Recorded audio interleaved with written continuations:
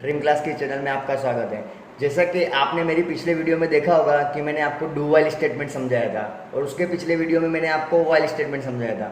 मतलब do while और while loop statement किस तरह हम यूज़ कर सकते हैं वो मैंने आपको इजीली समझाया था। ओके, तो जो लूपिंग स्टेटमेंट का तीसरा और सबसे इम्पोर्टेंट पार्ट है फॉर लूप स्टेटमेंट, वो मैं आपको आज की वीडियो में समझाऊंगा। तो आज की आप पूरी वीडियो अंत तक देखिए। ओके, तो चलिए हम स्टार्ट करते हैं। जैसा कि मैंने आपको वाइल और डू वाइल लूप में समझाया था कि दोनों लूप में हमें तीन चीज़ें कंपलसरी है कि सबसे पहले वेरिएबल का इनिशियलाइजेशन होना चाहिए, मतलब उसको वैल्यू को असाइन होनी चाहिए, उसके बाद कंडीशन चेक होनी चाहिए, और थर्ड स्टेटमेंट है हमारा इंक्रीमेंट डिक्रीमेंट। ओके, जो हमें वाइल और डू वाइल में यूज़ करना पड़ता है। अब जो हमारी तीसरी आज की सबसे इंपॉर्टेंट लूप है फॉर लूप। ओके, वो सबसे इंपॉर्टेंट और इजिएस्ट लूप क्यों है? क्योंकि आपने देखा होगा कि वाइल लूप और डू वाइल लूप में हमें जो ये तीनों चीज़ें थी वो हमें अलग अलग सेपरेट लाइन में हम यूज़ कर रहे थे।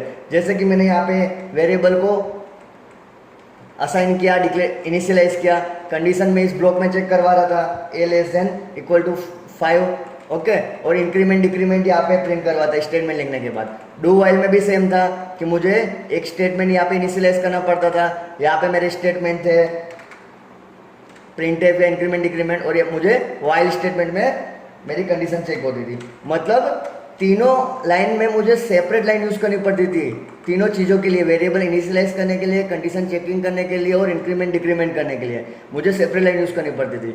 लेकिन सबसे जो ईजिएस्ट में मैंने कहा जैसे कि फॉर लूप, उसमें क्या है, ये जो हमारे तीनों स्टेटमेंट है, वेरिएबल को इनिशियलाइज करना, कंडीशन चेकिंग करना, इंक्रीमेंट डिक्रीमेंट, हम विद इन सेम लाइन कर सकते हैं। ओके, यहाँ पे जैसे कि integer i equal to 0, i less than 5, i plus plus. Okay, मतलब यहाँ पे आपका क्या आएगा, वेरिएबल को इनिशियलाइज करना, इनिशियलाइज। ओके, यहाँ पे आपकी आएगी कंडीशन चेकिंग, और यहाँ पे आएंगे आपके इंक्रीमेंट और डिक्रीमेंट वेरिएबल, और यहाँ पे आपके body of the loop statement आएगा। चलिए मैं आपको ये सारे चीज़ें प्रैक्टिकली समझा देता हूँ।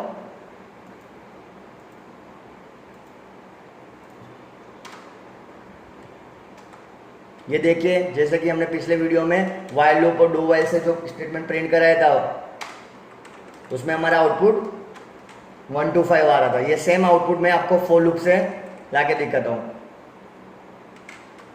आप देख सकते हैं कि मुझे वाइल लूप और डू वाइल में सब हर जगह सेपरेट स्टेटमेंट लिखने पड़ते थे। यहाँ पे इक्वल टू 1, वाइल में मैंने कंडीशन चेक करा, स्टेटमेंट को प्रिंट किया, उसके बाद वेरिएबल को इंक्रीमेंट किया।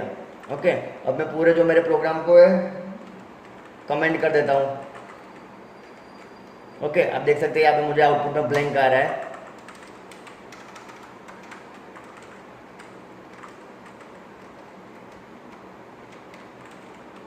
अब हम हमारे जो फॉर लूप है वो यूज करेंगे। फॉर,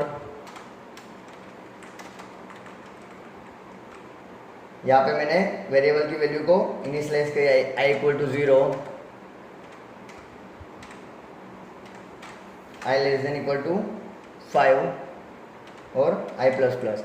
वेरिएबल इनिशियलाइज हो गया, कंडीशन चेक हो गई और इंक्रीमेंट हो गया। उसके बाद जो हमारे स्टेटमेंट है कि मुझे क्या प्रिंट करना है, सीरीज प्रिंट करनी थी, तो प्रिंट एफ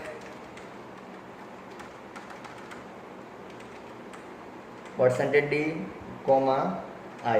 यहाँ पे मैं थोड़ी स्पेस प्रिंट कर देता हूँ ताकि वो अच्छे से प्रिंट हो। ओके, यहाँ पे वापस आपको इंक्रीमेंट लिखने की जरूरत नहीं है। क्यों? जैसे कि मैंने आपको समझाया कि इनिशियलाइजेशन, कंडीशन चेकिंग और इंक्रीमेंट डिक्रीमेंट तीनों वो सेम ही लाइन में हो रहा है, जबकि वाइल और डू वाइल में वो सेपरेट लाइन में हम यूज़ कर सकते थे। ओके, नीचे गेट ch है, हम रन करके देखते हैं। देखिए आउटपुट 0 1 2 3 5। यहाँ पे मैंने 0 लिखा है इसलिए वो 0 से आया। अगर आप 1 चाहते हो तो 1 लिख दीजिए। चलिए मैं आपको इसका डिबगिंग समझाता हूँ कि किस तरह वो इवेल्यूट हो रहा है और सारे स्टेटमेंट प्रिंट कर रहा है। वॉइड मेन से हमारा स्टार्टिंग पॉइंट है, कंपाइलर वॉइड मेन पे आया। Okay, integer I variable declare कर दिया, CL स्क्रीन क्लियर कर दी। फॉर i इक्वल टू 1, मतलब i की वैल्यू 1 हो गई। ओके, i की वैल्यू 1 हुई, उसके बाद i less than equal to 5, उसके बाजू में जाएगा सेमीकोलन। क्या है सेमीकोलन? मतलब वो आपको सेपरेट कर रहा है स्टेटमेंट की फर्स्ट आपका वेरिएबल इनिशियलाइज होना चाहिए, क्योंकि हमने इसमें क्या किया, एक ही लाइन में यूज़ कर दिया है, तो मुझे बताना पड़ेगा कि मेरी कंडीशन कौन सी है। ओके, इंक्रीमेंट डिक्रीमेंट कौन सा और वेरिएबल को कौन सी चीज़ में इनिशियलाइज कर रहा हूँ। तो आई इक्वल टू 1 मैंने वेरिएबल को इनिशियलाइज असाइन कर दी वैल्यू, उसके बाद वो आई लेस देन 5 मतलब 1 less than equal to 5। Okay, मतलब ये कंडीशन मेरी यहाँ पे ट्रू है। एक चीज़ यहाँ पे ध्यान रखिए, जैसे ही उसको कंडीशन ट्रू मिल रही है, ओके, वो नीचे चला जाएगा आपके body of the loop statement में, न कि वो आप बाजू में आएगा। आपके दिमाग में एक चीज़ चल रही होगी कि मतलब ये सीधा लाइन में ही जाएगा, सीधा लाइन में नहीं आएगा। जो उसका इनिशियलाइजेशन है वो एक ही बार होगा एट फर्स्ट टाइम। ओके, उसके बाद उसने जैसे कि 1 लेस देन 5 कंडीशन ट्रू है, प्रिंट परसेंटेज डी आई की वैल्यू उसने 1 प्रिंट कर दी, आउटपुट में देख सकते हैं जैसे कि आप। उसके बाद सीधा यहाँ पे आई प्लस प्लस पे आएगा, मतलब आई की वैल्यू 1 थी। ओके, 1 से वो 2 हुई, 2 से वो आई लेस देन 5, कंडीशन वापस चेक करेगा, 2 लेस देन 5 कंडीशन ट्रू है, सीधा प्रिंट एफ में आया, आई की वैल्यू कितनी है 2 प्रिंट कर दी। ओके, 2 प्रिंट करने के बाद वापस आई प्लस प्लस पे आया, आई की वैल्यू 2 थी, 3 हो गई अब। ओके, क्योंकि एक इंक्रीमेंट हुआ, अब वापस कंडीशन पे आएगा I less than equal to 5 मतलब 3 less than equal to 5, condition is still true, print F percentage D I, I की वैल्यू 3 प्रिंट कर दी। ओके, उसके बाद वापस वो इंक्रीमेंट करेगा, 3 प्लस प्लस मतलब 4, वापस कंडीशन चेक करेगा i less than equal to 5 मतलब 4 less than equal to 5, condition is still true, print f 5 मतलब आई की वैल्यू उसने 4 प्रिंट कर दी। वापस आई प्लस प्लस मतलब आई की वैल्यू 4 से 5 हुई, 5 less than equal to 5, condition मेरी स्टिल ट्रू है, तो आई की वैल्यू 5 प्रिंट कर दी। ओके, वापस आई प्लस प्लस मतलब आई की वैल्यू में increment 6 less than 5, condition false है, मतलब जब तक कंडीशन फॉल्स मिली मुझे, ओके, तो वो अंदर नहीं जाएगा ब्लॉक में, सीधा फॉर लूप को टर्मिनेट कर देगा। मतलब सिंपल ये है कि जब तक मेरा ये कंडीशन ट्रू हो रही है तब तक मेरे बॉडी ऑफ द लूप वो एग्जीक्यूट होती रहेगी। ओके, एक चीज़ हमेशा यहाँ पे ध्यान रखिए कि यहाँ से वो body of the loop increment करने के बाद कंडीशन चेक कर रहा था, उसके बाद वो वेरिएबल इनिशियलाइज पे नहीं जा रहा था, तो मतलब वेरिएबल जो इनिशियलाइज है वो एट ओनली वंस, एक ही बार इनिशियलाइज करेगा वेरिएबल की वैल्यू को। ओके, उसके बाद वो कंडीशन चेक करेगा based on this condition, if condition is true then it will go on the body of the loop. Okay, after that it will increment the value of variable. Okay, उसके बाद वो क्या करेगा, उसकी condition check करेगा, वापस condition check करने के बाद अगर वो जब तक हमें ट्रू मिल रही है वो बॉडी ऑफ द लूप में जा रहा है। जैसे ही उसको कंडीशन फॉल्स मिली, हमने देखा यहाँ पे उसको 6 मिला, 6 less than equal to 5, condition false मिली तो वो यहाँ से टर्मिनेट होके सीधा बाहर निकल गया। ओके, तो ये फॉर लूप जो सबसे इजीएस्ट लूप है, इसमें हमने वेरिएबल की इनिशियलाइज, कंडीशन चेकिंग, इंक्रीमेंट, तीनों जो चीजें थी सेम लाइन में की। ओके, यहाँ पे मैं आपको अच्छे से डिटेल में समझाता हूँ कि फॉर लूप एक्चुअली मतलब उसको हम किस तरह रिप्रेजेंट कर सकते हैं। ओके, तो ये फॉर लूप की सिंटेक्स देख सकते हो। यहाँ पे सिंटेक्स क्या है, सिंटेक्स जैसे कि मैंने आपको बताया एक फॉर्मेट है कि हमें कहाँ पे कंडीशन लिखनी है, कहाँ पे हमारे को इंक्रीमेंट डिक्रीमेंट स्टेटमेंट लिखते हो और कहाँ पे हमें इनिशियलाइज वेरिएबल लिखने हैं। तो 4 के बाद इनिशियलाइज स्टेटमेंट मतलब आपको आपके वेरिएबल को यहाँ असाइन करना है, वैल्यू को इनिशियलाइज करनी है। जैसे कि हमने आई इक्वल टू 1 किया था, उसके बाद आपके टेक्स्ट एक्सप्रेशन आएगा मतलब कंडीशन चेक है। उसके बाद आपके यहाँ पे अपडेट स्टेटमेंट मतलब आपके इंक्रीमेंट डिक्रीमेंट, अपडेट स्टेटमेंट क्यों लिखा है, मतलब आपकी वैल्यू आई के बाद इंक्रीमेंट होने के बाद चेंज हो रही है, इसलिए अपडेट स्टेटमेंट। आप चाहे तो यहाँ पे इंक्रीमेंट डिक्रीमेंट स्टेटमेंट भी लिख सकते हो। उसके बाद यहाँ पे statement inside the body of the loop. Okay, ये हमारी जनरल सिंटेक्स है फॉर लूप की। अब किस तरह फॉर लूप वर्क करती है, the initialization statement is executed only once. जैसा कि मैंने आपको कहा कि जो भी इनिशियलाइज स्टेटमेंट है वो एक ही बार एग्जीक्यूट होगा। Okay, at first, then the text expression is evaluated. उसके बाद आपके जो कंडीशन चेकिंग था, टेक्स्ट एक्सप्रेशन वो इवैल्यूएटेड होगा। If the text expression is evaluated to false, the loop is terminated. मतलब अगर जो हमारा टेक्स्ट एक्सप्रेशन है, ये हमारा जो टेक्स्ट एक्सप्रेशन है कंडीशन, अगर वो फॉल्स हुआ तो फॉर लूप की बॉडी टर्मिनेट हो जाएगी। However if the text expression is evaluated true, okay, लेकिन हमारे जो टेक्स्ट एक्सप्रेशन वो ट्रू मिल रहा है हमें, तो statement inside the body of for loop are executed and the update expression is executed. मतलब हमारे फॉर लूप की बॉडी एग्जीक्यूट होती रहेगी और जो अपडेट एक्सप्रेशन है मतलब हमारे इंक्रीमेंट डिक्रीमेंट वाले वेरिएबल है वो भी चेंज होते रहेंगे। Again the text expression is evaluated. उसके बाद वापस हमारे टेक्स्ट एक्सप्रेशन वापस कंडीशन चेक होगी। The process goes until the text expression is false. ये प्रोसेस कब तक चलती रहेगी, जब तक हमारा जो टेक्स्ट एक्सप्रेशन हमारी कंडीशन है वो फॉल्स ना हो जाए।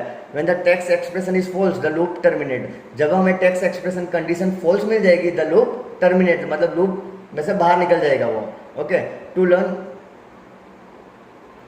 मोर about the text expression when the text expression is equal to true or false, check our relational and logical operator। आप लोग चेक कर सकते हो कि मतलब आपकी टेक्स्ट एक्सप्रेशन कंडीशन कब ट्रू और फॉल्स हो रही है। आप लोग हमारे ऑपरेटर्स की वीडियो जाके देख सकते हो, जैसे कि मैंने पिछले वीडियो बहुत बनाई है सारे, वहाँ पे मैंने आपको ऑपरेटर समझाया, एरिथमेटिक, लॉजिकल, रिलेशनल ऑपरेटर। उसमें आपको आइडिया आ जाए कि मतलब आपकी कंडीशनल स्टेटमेंट मतलब किस तरह वो ट्रू फॉल्स हो रहे हैं। यहाँ पे सिंपल मैंने एक फ्लो चार्ट से रिप्रेजेंट किया है कि जैसे यहाँ पे वेरिएबल को वैल्यू इनिशियलाइज करे, इनिशियलाइज एक्सप्रेशन, यहाँ पे हमारा टेक्स्ट एक्सप्रेशन है। जैसे ही मुझे टेक्स्ट एक्सप्रेशन ट्रू मिल रहा है, ओके, वो फॉर बॉडी लूप में जाएगा, मतलब फॉर की बॉडी में जाएगा। ओके, उसके बाद हमारा अपडेट एक्सप्रेशन मतलब इंक्रीमेंट डिक्रीमेंट होगा। उसके बाद वापस वो टेक्स्ट एक्सप्रेशन चेक करने जाएगा, वापस मुझे कंडीशन अगर ट्रू मिल रही है तो बॉडी में जाएगा।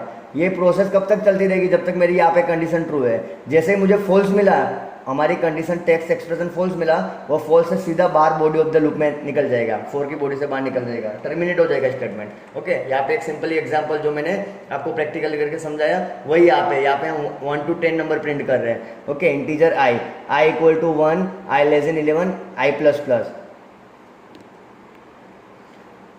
i equal to 1, i less than 11 तक क्यों लिया है? क्योंकि मैं यहाँ पे आई लेस देन और इक्वल मत चेक नहीं करा रहा हूँ, इसलिए मुझे एक नंबर ज़्यादा लेना पड़ेगा। ओके, अगर मैं यहाँ पे लेस देन और इक्वल टू चेक कर रहा हूँ तो मैं 10 नंबर यूज़ कर सकता हूँ। उसके बाद आई प्लस प्लस है, मतलब आई इक्वल टू 1। ओके, उसके बाद I less than 11, 1 less than 11, condition true है। कंडीशन ट्रू होने के बाद वो आपकी बॉडी में जाएगा, मतलब आई की वैल्यू 1 प्रिंट कर दी। उसके बाद आई प्लस प्लस, आई की वैल्यू 1 थी, 2 होगी। Okay, 2 less than 11, okay, condition true है मतलब 2 प्रिंट करेगा। मतलब इस तरह हमारी ये बॉडी ऑफ द लूप यहाँ से इवोल्यूट होता रहेगा। ओके, जैसे ही उसको यहाँ पे कंडीशन फॉल्स मिल रही है लास्ट में 11 लेस देन 11, कंडीशन फॉल्स है तो मेरा सीधा बाहर निकल जाएगा। यहाँ पे देख सकते हैं आउटपुट आप। ओके, तो स्टूडेंट्स आपने देखा कि मतलब for loop, while loop, do while loop, तीनों लूपिंग स्टेटमेंट से हमारा आउटपुट तो सेम ही आ रहा था, 1 to 10, 1 to 10, 1 to 10 या 1 to 5। हम मतलब हमें जो आउटपुट लाना हो वो हम तीनों फॉर लूप, व्हाइल लूप या डू व्हाइल स्टेटमेंट, तीनों लूपिंग स्टेटमेंट से ला सकते हैं। मतलब जो सबसे इंपॉर्टेंट चीज़ क्या है कि हमारे लिए कौन सी लूप इजिएस्ट है। ओके, आपने देखा कि फॉर लूप सबसे इजिएस्ट लूप है, मतलब आप सारे मैक्सिमम प्रोग्राम फॉर लूप्स की हेल्प से कर सकते हैं। ओके, आपको मतलब एग्जाम इन फैकल्टी, मतलब एग्जाम में मतलब आपको अगर टास्क दिया हो, ओके, तो जब तक उन लोगों ने स्पेसिफाई ना किया हो कि भाई मुझे यही लूप से करना है, ओके, ये अगर वो स्पेसिफाई किया तो आपको वही लूप से करना पड़ेगा कि भाई यूजिंग व्हाइल लूप, तो आपको व्हाइल लूप ही करना होगा। लेकिन उन्होंने सिर्फ ऐसी टास्क दे दिया कि मुझे सीरीज प्रिंट करनी है इस तरह की। ओके, तो आप तीनों में से कोई भी लूप यूज कर सकते हो। ओके, मेरे ख्याल से तो आपको अगर आप फॉर लूप यूज करो, क्योंकि फॉर लूप सबसे इजिएस्ट लूप है। कुछ सिनारियो ऐसे भी है कि जहां हमें व्हाइल लूप और do while loop he use करनी पड़ती है, वहां पे फॉर लूप यूज नहीं हो सकती है कुछ सिनारियो में। ओके, हम फॉर लूप को भी एंट्री कंट्रोल लूप कह सकते हैं, क्योंकि फॉर लूप में भी वो स्टार्टिंग में ही कंडीशन चेक कर रहा है, condition based on this condition, if condition is true then cursor will go inside the body of the loop. Okay, अगर मेरी कंडीशन ट्रू हो रही है तो ही वो कर्सर बॉडी के लूप में जा रहा है। तो हमारी फॉर लूप क्या है? फॉर लूप भी हमारी एंट्री कंट्रोल लूप है। तो फॉर लूप और व्हाइल लूप दोनों हमारी एंट्री कंट्रोल लूप है, जबकि डू व्हाइल लूप हमारी एग्जिट कंट्रोल लूप है, क्योंकि डू व्हाइल लूप में एटलीस्ट वंस हमारा एक बार तो स्टेटमेंट प्रिंट हो रही है, उसके बाद वो कंडीशन चेक करेगा।